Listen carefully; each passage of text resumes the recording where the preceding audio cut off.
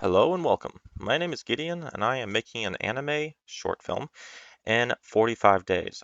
This is day 10 and I thought I would go through the process of how I create each scene. I will be taking this scene, the very first scene of the short film, as an example. Pass 1 is just the storyboard animatic. This is just to get an idea of how things look. The second pass is going over that animatic with a more finalized keyframe rigging. This is still not the final version of anything. This is more just to get the flow of the scene down. The next step is to go over this in the final line art. There could be one more step where I do inking, but I prefer the pencil scratchy look to the animation, so I'm going to stick with this as my final. The fourth step I like to do is to go in and add in some concept art to get a feel for how the scene looks and the perspective of which it's taking place. This is not the final art, but it's a good placeholder.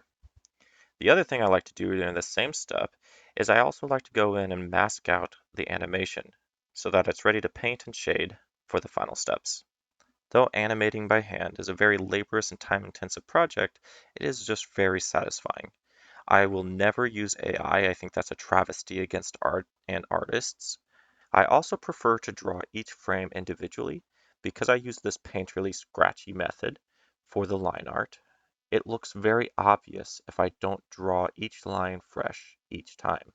It could be considered more time intensive because I'm not using vector lines, as is used in modern animation. But I prefer the look and I prefer the process. If you enjoy hand-drawn animation, I hope you consider giving a like and a follow. Have a good one. Bye now.